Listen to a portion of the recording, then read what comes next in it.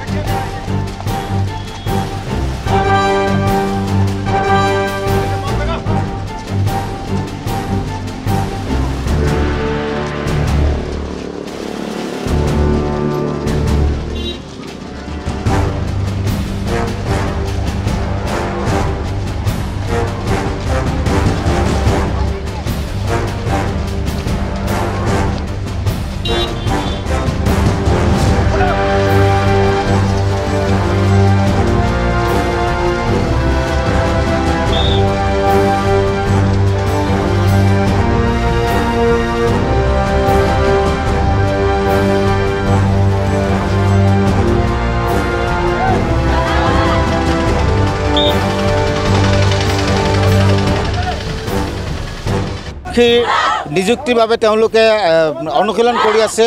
আৰু তেওঁৰ প্ৰশিক্ষণগৰাকীৰ ওচৰত গৈছোঁ, তেওঁ আচলতে কি জনাব আমি তেওঁৰ পৰা কিছুমান বাক্য ল'ম। দাদা আপোনাৰ ওচৰত আহিছোঁ কি জনাব? দেখা গৈছে আজি মহালয়া চলি আছে, আৰু মহালয়াৰ প্ৰাকখনত দেখা গৈছে যে যুৱক যুৱতীসকলে এনেধৰণে ৰাজপথত তেওঁলোকে অনুশীলন কৰিবলৈ ব্যস্ত হৈছে। কি জনাব?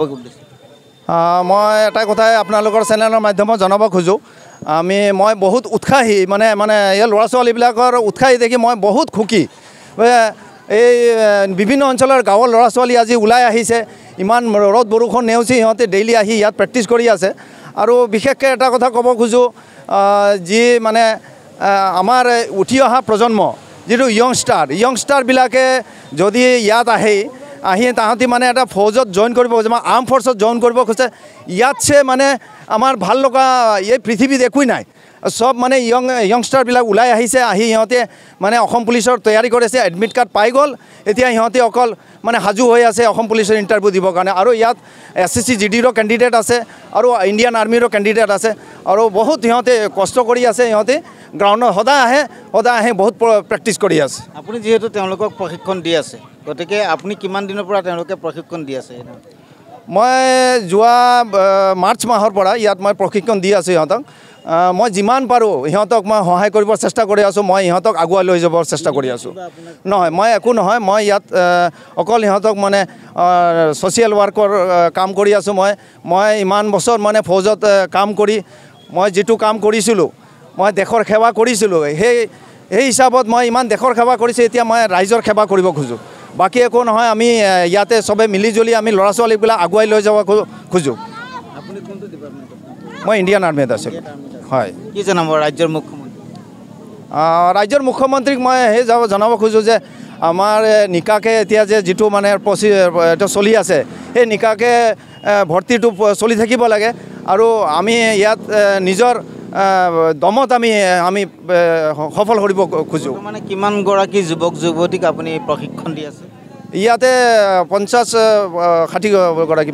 ল'ৰা ছোৱালী আছে সকলোৱে এডমিট পাই গ'ল আৰু এতিয়া সাজু হৈ আছে সিহঁতে মানে এতিয়া অকল গ্ৰাউণ্ডত যাব আৰু নিজৰ পাৰফৰ্মেঞ্চ দিব কি অনুভৱ কৰে যিহেতু আপুনি ইমান দিনৰ পৰা তেওঁলোকক প্ৰশিক্ষণ দি আছে আৰু অনাগত যিটো পৰীক্ষা আছে সেই পৰীক্ষাত সম্পূৰ্ণভাৱে উত্তীৰ্ণ হ'ব পাৰিব হয় মই আশাবাদী যে ইহঁতে নিশ্চয় ইয়াৰ পৰা ভাল এটা ৰিজাল্ট পাব সিহঁতে বহুত প্ৰেক্টিছ কৰি আছে বহুত কষ্ট কৰি আছে গ্ৰাউণ্ডত ৰ'দ বৰষুণ নেওচি সিহঁতে যিমানেই বৰষুণ হওক আপুনি আপোনালোকে চাই আছে এতিয়া ইমান বৰষুণ হ'লে পানী হ'লেও সিহঁতে আহি ইয়াতে প্ৰেক্টিছ কৰি আছে কিন্তু দেখা গৈছে প্লেগ্ৰাউণ্ডৰ বাহিৰে আপুনি ৰাজপথত কৰিবলগীয়া হৈছে হয় সেইটো এটা মানে বহুত দুখ লগা কথা আমি চেষ্টা কৰিছিলোঁ আমি লোকেল ইয়াৰ MLA ছাৰক আমি ৰিকুৱেষ্ট কৰিছোঁ যে ছাৰ আমাৰ গ্ৰাউণ্ডটো বনাই দিয়ক কিন্তু গ্ৰাউণ্ডটো আজিলৈকে বনোৱা নাই আৰু মুখ্যমন্ত্ৰী মহোদয়কো আমি শংকৰনগৰ যেতিয়া আহিছিলে তেতিয়া আমি মানে বাৰবেলি আমাৰ ল'ৰা ছোৱালীবিলাক তাত গৈছিলে আমি মুখ্যমন্ত্ৰী মহোদয়কো আমি জনাইছিলোঁ ছাৰে কৈছিলে যে গ্ৰাউণ্ডটো বনাই দিব কিন্তু বনোৱা নাই ছাৰ এতিয়া ইমান অসুবিধা হৈছে আমি ৰাস্তাত আপুনি চাই আছে কি অৱস্থা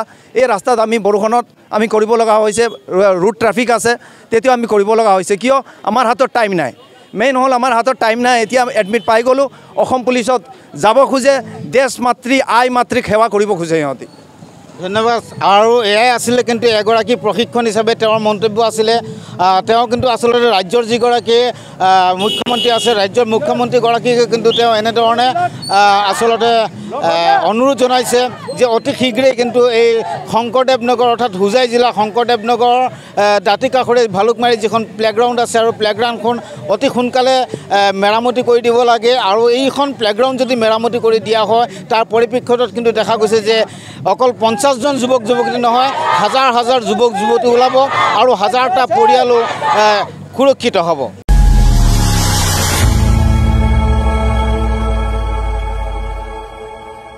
খবৰৰ আঁৰৰ খবৰ ব্ৰেকিংৰ হুলস্থুলৰ মাজত ৰৈ যোৱা সমাজৰ নেতিবাচক বহু খবৰ ৰাজনীতিৰ পৰা সমাজনীতিলৈ খেল জগতৰ পৰা কৃষি খণ্ডলৈ ছবি জগতৰ পৰা সাহিত্য চৰ্চালৈ বৰাক ব্ৰহ্মপুত্ৰৰ লগতে উত্তৰ পূবৰ সাতভনীক সামৰি অসমৰ সংবাদ জগতত নতুন সংযোজন Assam north east news live 24/7